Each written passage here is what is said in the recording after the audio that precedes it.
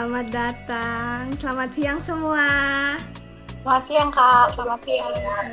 Oke, kali ini kita akan mengadakan podcast. Kami dari HMIK FK Unut bakal mengadakan podcast untuk kalian. Oke, perkenalkan saya di sini Ming dan di sini ada teman saya. Di sini aku Sinta. Oke, pada kesempatan kali ini kita akan membahas perjalanan mahasiswa baru program studi keperawatan angkatan 2025 yang kini telah menempuh setengah dari semester pertamanya. Oke, perjalanan sebagai mahasiswa baru bukan hal yang mudah. Jadi adaptasi terhadap lingkungan baru, metode pembelajaran yang berbeda, serta tantangan akademik yang semakin kompleks menjadi bagian dari proses pendewasaan yang sedang dijalani. Di episode kali ini kita akan merefleksikan berbagai dinamika yang telah dilalui serta membahas bagaimana perjalanan mahasiswa keperawatan dapat terus menjaga semangat, konsentrasitas, dan integrasi dalam menepati dunia akademik dan profesionalisme keperawatannya. Nah, itu pembukaannya dan sekarang di sini kita ada pembicaraan narasumber, ada 2. Boleh perkenalan dirinya dong? Oke, halo semuanya, halo Kak. Kenalin, aku Nikita Cinta Cahyanti, bisa dipanggil Cinta. Mahasiswa baru jurusan keperawatan Universitas Udayana angkatan 2025 dan juga saat ini menjadi korti dari keperawatan 2025. Wih, korti. Oke. Selamat datang Cinta. Oke, selanjutnya. Selamat siang, Kak dan Cinta. Jadi di sini perkenalkan, nama aku Yovania Jalifir Kenesha. Aku juga mahasiswa baru keperawatan di Universitas Udayana angkatan 2025. Oke, karena sudah perkenalan, mari kita mulai ke pertanyaan. Pertanyaan pertama, bagaimana pengalaman Anda selama setengah semester pertama sebagai mahasiswa keperawatan? Mungkin apa hal yang paling menantang sejauh Anda masuk semester awal ini? Mungkin cerita dulu ya Kak. Oke. Buat pengalamannya itu lumayan banyak ya sekarang di baru setengah semester di jurusan keperawatan. Itu banyak banget hal-hal baru yang baru aku dengar. Itu kalau di perkuliahan sendiri itu kan ada berbagai macam sistem gitu Kak ya, dari lecture, SGD, pleno hingga CBT gitu. Jadi di berbagai sistem itu tuh banyak banget hal-hal baru yang didapetin gitu. Pertama dari lecture itu baru teori gitu yang disampaikan oleh dosen, lalu kita ada diskusi, tapi karena keterbatasan waktu pada saat lecture ini biasanya belum maksimal gitu. Jadi akhir-akhir ini itu Cinta sendiri baru banget ngerasain manfaat atau benefit dari SGD atau small group discussion gitu. Jadi kemarin di mata kuliah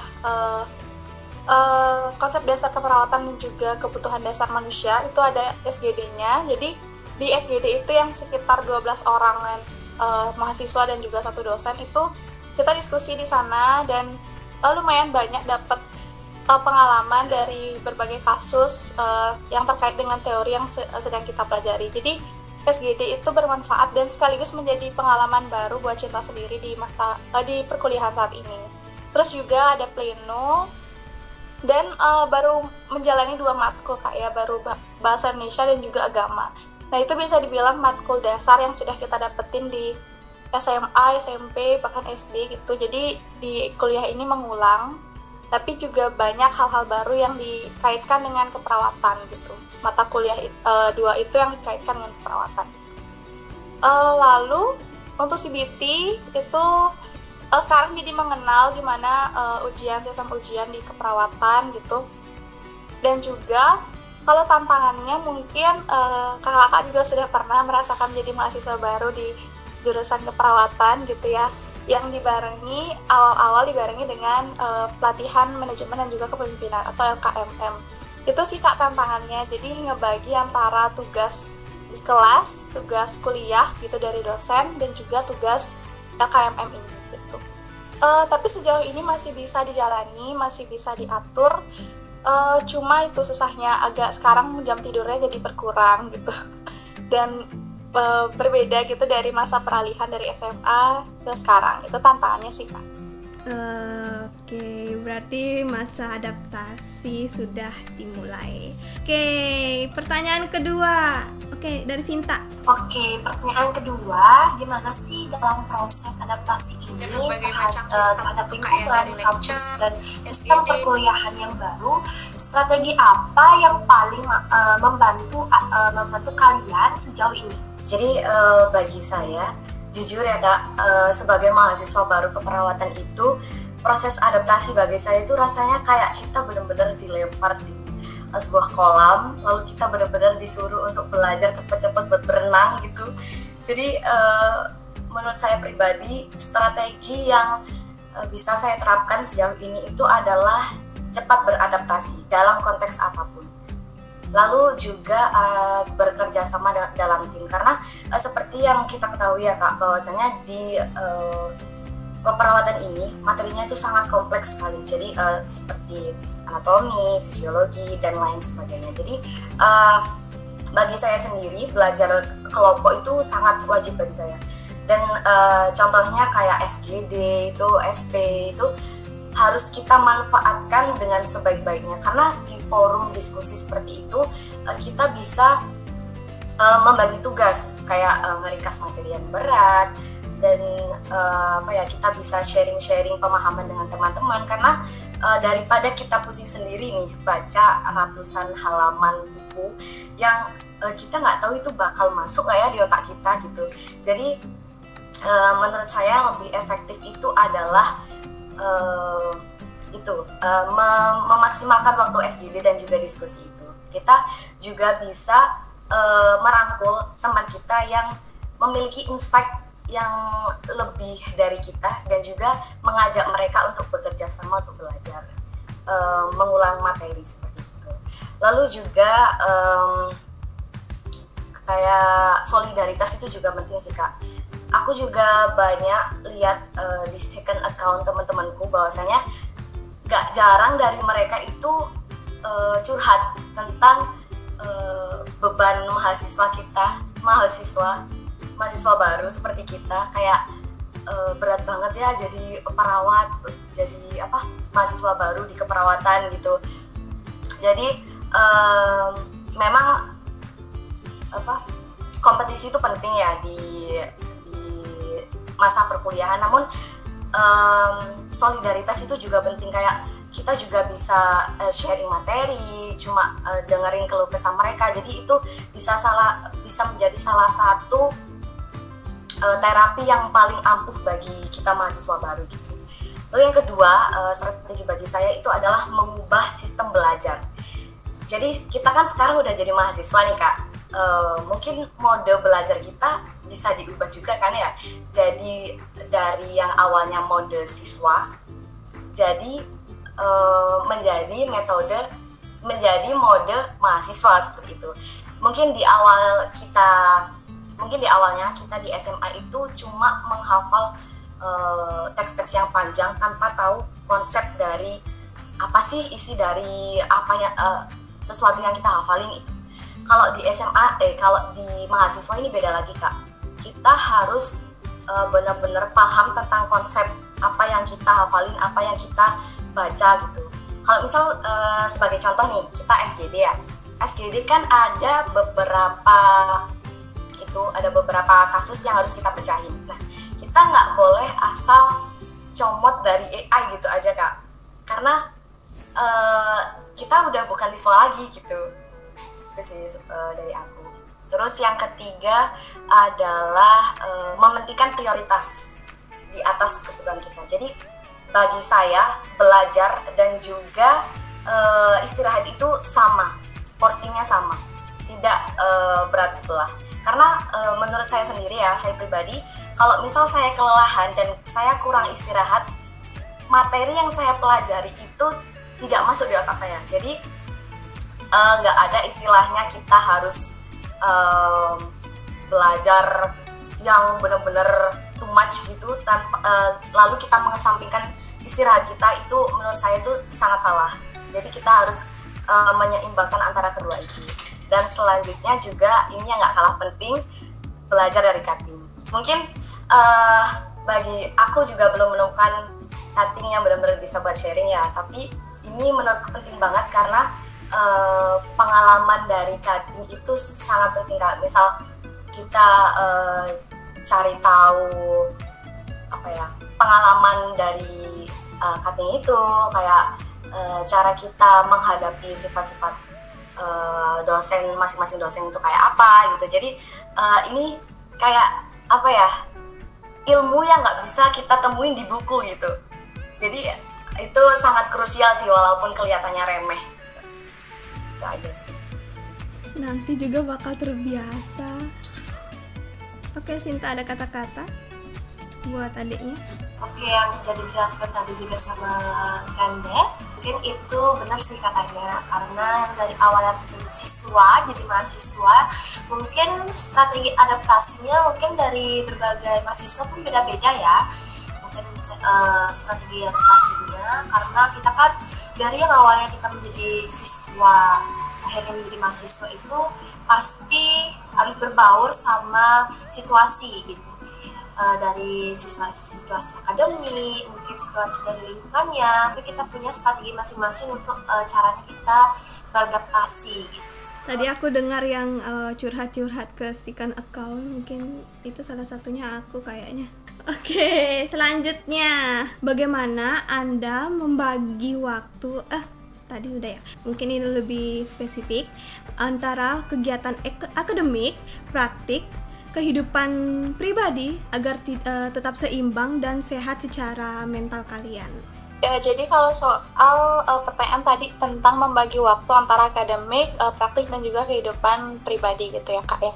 Sebenarnya membagi waktu ini sedikit tricky, bisa dibilang tricky gitu. Jadi kembali lagi ke pribadi masing-masing, gimana konsistensi dan juga disiplin yang ada dalam diri gitu. Sebenarnya ini kalau misalnya nggak terbiasa mungkin susah gitu ya buat bagi waktunya, apalagi pas SMA misalnya terbiasa untuk belajar habis itu pulang gitu kan, ke kelas habis itu pulang gitu, mungkin belum terbiasa di saat perkuliahan ini gitu. Cara membagi waktunya, kalau Cinta dari dulu nerapin buat skala prioritas gitu. Jadi hal-hal yang penting dan deadline-nya lagi dekat itu Cinta kerjain gitu. Nah hal ini tuh sebenarnya udah mulai lagi Cinta terapin pas dari PKKMB Univ. Itu kan ada beberapa tugas, jadi Cinta list apa yang harus dikerjakan sekarang dan apa yang harus dikerjakan besok. Tapi saat ini mungkin di masa ini, saat ini banget ini agak susah ya, karena kan baru aja kita melewati metamorfosa dan sekarang sedang jalan magnesia gitu. Jadi hal ini agak susah, bisa dibilang saat ujian, saat pleno yang akan presentasi itu, Cinta sekarang lebih sering menerapkan sistem SKS gitu. Ini sebenarnya nggak baik gitu, karena mau dipaksain pun nggak bisa, karena kalau misalnya dicicil itu nggak bisa, karena pas itu juga ada tugas yang lagi deadline besoknya. Jadi saat ini lagi tricky sih Kak, tentang manajemen waktu atau membagi waktu. Kalau tipsnya mungkin cuma bikin list dan juga menentukan skala prioritasnya gitu, dan nyicil dari jauh-jauh hari. Terus caranya menyeimbangkan tadi antara akademik, kehidupan pribadi dan juga mentalnya agar tetap sehat gitu. Seperti yang kita udah pelajari ya, mungkin kita kan harus sehat secara holistik gitu, secara fisik, psikologis, terus sosial dan juga spiritual gitu. Jadi caranya Cinta itu adalah tidur sih Kak. Tidur itu hal yang pertama. Jadi di luar hal yang lagi banyak-banyaknya gitu tugasnya, jadi nggak lupa buat bagi waktu buat tidur setidaknya di atas 6 jam gitu, walaupun sekarang mungkin agak susah ya buat tidur di atas 6 jam gitu.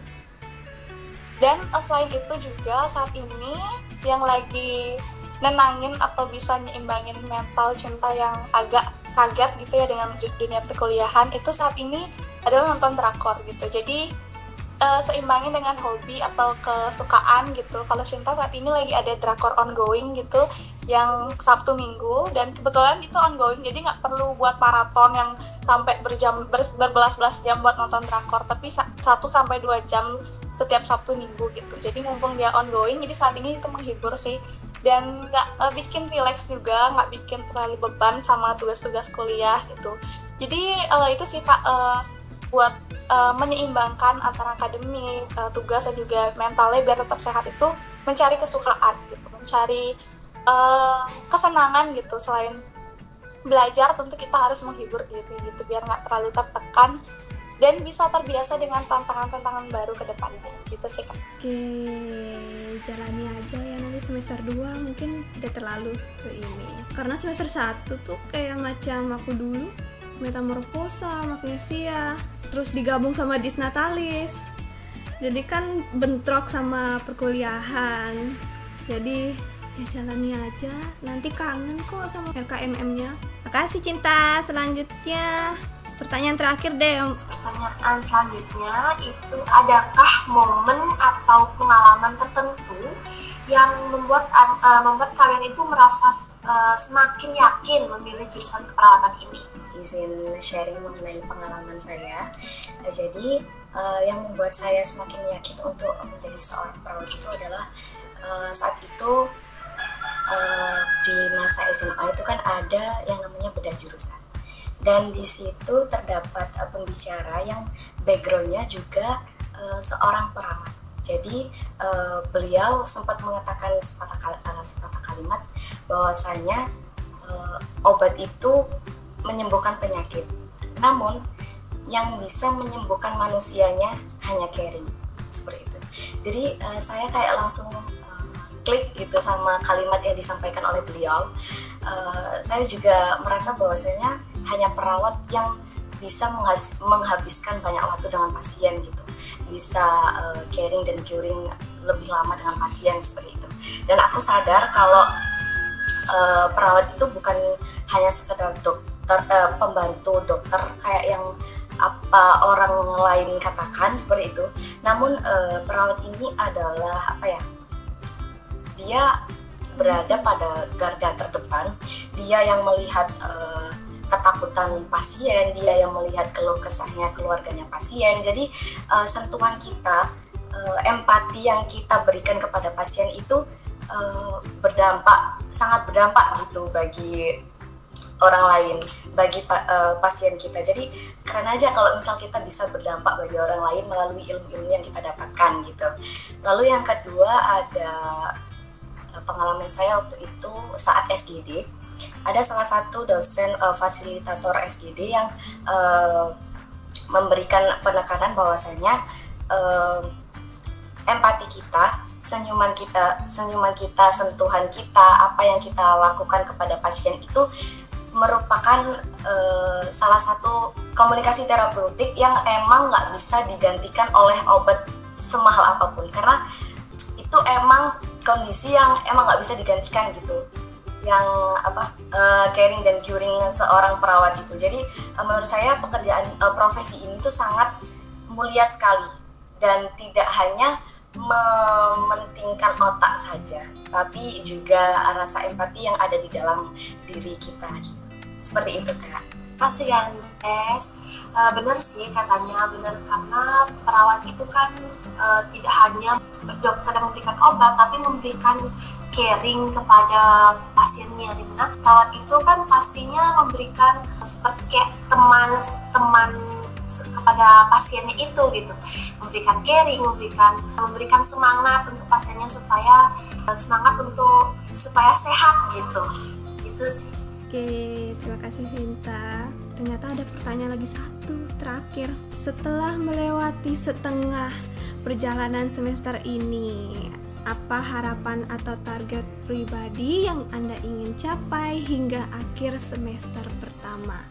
Yang terakhir mungkin Cinta yang jawab ya Kak. Oke, Cinta silakan. Jadi harapannya di sekarang sampai akhir semester nanti tentu ingin bisa semakin terbiasa dengan sistem-sistem yang ada di perkuliahan gitu. Mungkin sekarang itu masih agak kaget atau masih beradaptasi, jadi di semester-semester berikutnya tentu Cinta pengen terbiasa dengan tantangan-tantangannya, dengan tugas-tugasnya, dengan situasinya gitu. Terbiasa itu sih yang pertama. Terus tentu pengen ningkatin soft skill yang dimiliki, kayak dari dulu Cinta emang suka kepemimpinan, organisasi gitu emang suka. Jadi pas kuliah ini pengen meningkatkan itu lagi atau mengembangkan itu lagi dan berdinamika lagi lah di perkuliahan ini. Terus kalau masalah target, nah kalau kita kuliah itu kan nggak terlepas dari IPK gitu, jadi tentu semuanya pengen mempunyai IPK yang tinggi gitu. Mungkin cerita sedikit, Cinta itu ada ikut beasiswa, jadi salah satu syaratnya agar beasiswa itu tetap membiayai istilahnya, membiayai Cinta gitu, untuk UKT dan lain sebagainya, itu syaratnya harus di atas 3,30. Jadi itu menjadi tantangan juga dan target nanti di akhir semester ingin mempunyai atau mendapatkan IPK mungkin astengkara 3,50, itu targetnya untuk akhir semester nanti. Untuk target mungkin itu, lalu tadi harapan ya, pengen beradaptasi, pengen terbiasa, dan juga meningkatkan soft skill yang sudah dimiliki gitu. Itu aja sih Kak dari Cinta. Oke, targetnya menarik sekali. Semoga tercapai ya. Oke, baik. Sebelum kita akhiri nih podcast hari ini, mungkin salah satu dari kalian boleh kasih nih sepatah atau dua patah kata terakhir dari podcast hari ini. Mungkin berikan motivasi atau apa, boleh dari kalian. Mungkin Cinta dulu, nanti mungkin Ganesh yang kedua ya. Kata-kata motivasi atau enggak sih, bisa dibilang salah satu hal yang bikin semangat itu mungkin gini, kalau kamu tidak jalan hari ini, mungkin kamu harus lari besok. Jadi intinya adalah kerjakan dulu yang terjadi hari ini, dan pelan-pelan itu pasti akan bisa terselesaikan, dan mudah-mudahan bisa beradaptasi dan terbiasa dengan perkuliahan di program studi keperawatan Universitas Udayana. Itu sih dari Cinta. Oke, kalau dari aku mungkin jangan takut gagal dan jangan takut mencoba, karena bagi saya kegagalan itu, bagi sebagian semua orang mungkin ya, kegagalan itu adalah awal dari kesuksesan. Jadi jangan takut untuk mencoba dan juga gagal seperti itu. Oke, keren sekali motivasinya untuk berdua nih. Oke, sudah selesai podcastnya.